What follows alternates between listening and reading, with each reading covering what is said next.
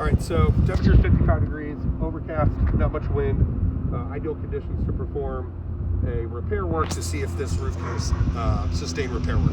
I'm wearing my hoodie just because I have my earbuds in. Hopefully the clarity of my voice when I'm speaking can be easy to understand. I have my roofing hatchet. I prefer my clawverine, a much flatter pry bar so that less likelihood of damage. When you unbond and you try to get that nail out, instead of lifting the shingle too high, you can actually slide this underneath to pull the nail head once you've gotten that nail head loose. So I find that this is a much safer, better product than a normal flat bar, as it's less likely to damage the product. So I can be a little bit more careful and use consideration, just each element. So let's get started on Shingle X.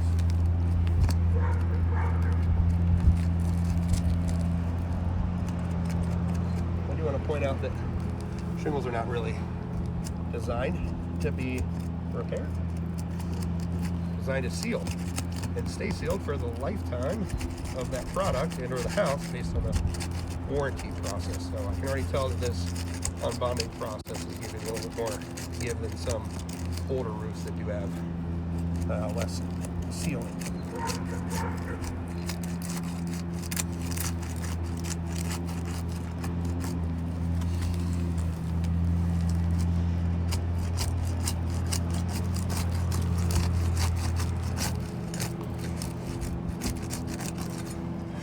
So that's unbonded. Now we have to unbond 6, 7, 8, 9.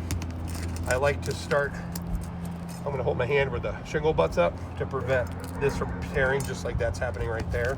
So I'll add a little bit extra protection.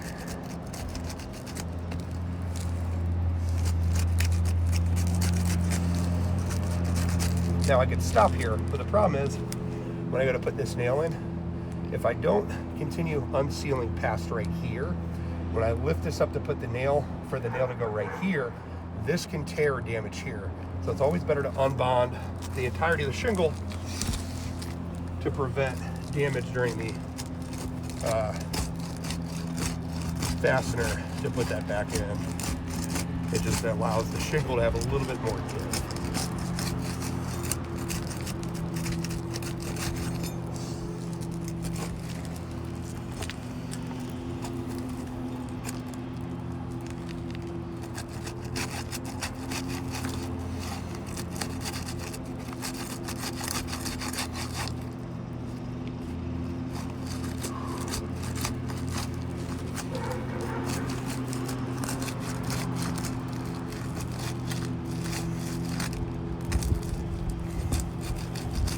Right here, that's some tenting that's occurring.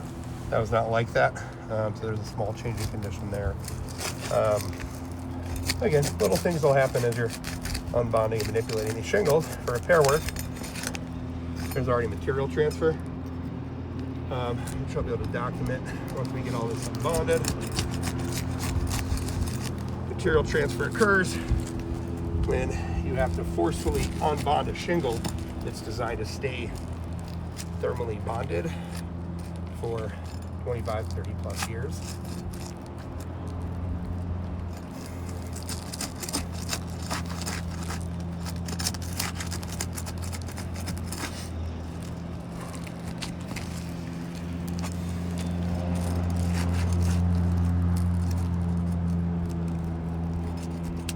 Extra careful where the shingles cut.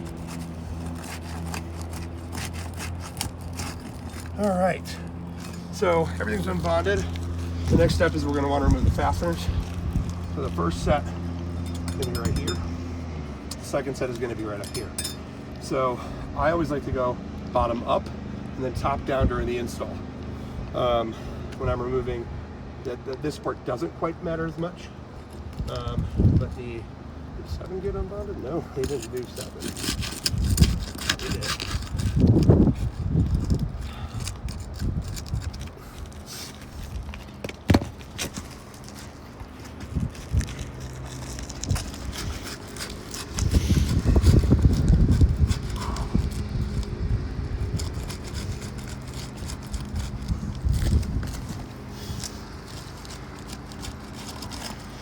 All right, so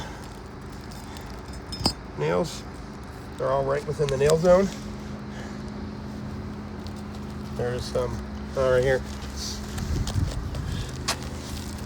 Material transfer, and again, tenting occurring right there. But I can feel there's asphalt granules there. Mine still needs them done. Thought we did mine too. Oh, we did.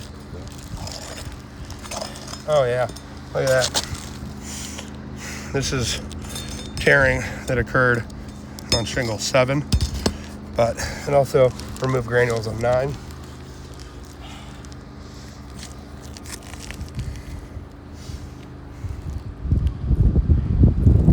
Yep, and right here, shingle 4, huge material transfer. That's fiberglass matting. It's also gonna be on the underside here.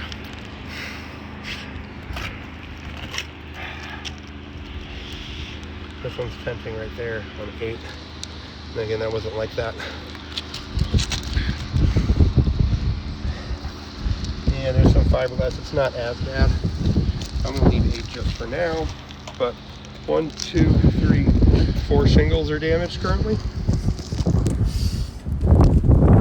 There's none on here. And all right, so yeah, right here, shingle 2. So at this point, I haven't even removed the shingle.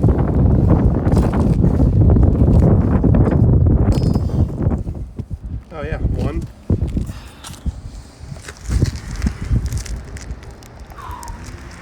So 1, 2, 3, 4, 5, 6 shingles are damaged. I'm not going to proceed at this point. The amount of damage that's occurred to 6 shingles, there's no way to repair this roof without causing more damage, because now instead of just shingle X, we're looking at replacing 1, 2, 4, 6, 7, 8, so 6 more shingles per one. Again, ideal conditions, temperatures, slightly overcast with the sunshine. The way that these are so thermally bonded together is creating an issue with that, accessing the fasteners for removal. I haven't even started the fastener removal process or putting them back. So just for peace of mind, let's say I wanted to hammer that nail in, which is gonna put shingle X back in place. I have to lift it up like that. Again, more tenting here, but that's directly where that nail is. Same here. And there's loose granules here. So I'll do another example of that where shingle 8's undamaged currently. There's no loose granules coming off of that. But when I go to hammer in this hammer, or this nail right there, which does hold shingle X in place, and so does this one, you can see the bending and the tenting. Now I'm going to move over here. A little bit of a damage there because I'm trying not to lift it past that. As I do, it's bending here.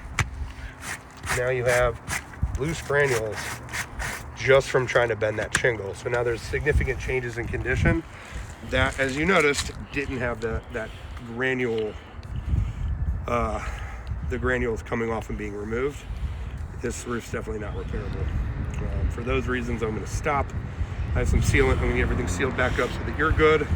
I guess while we have it, should we look at product?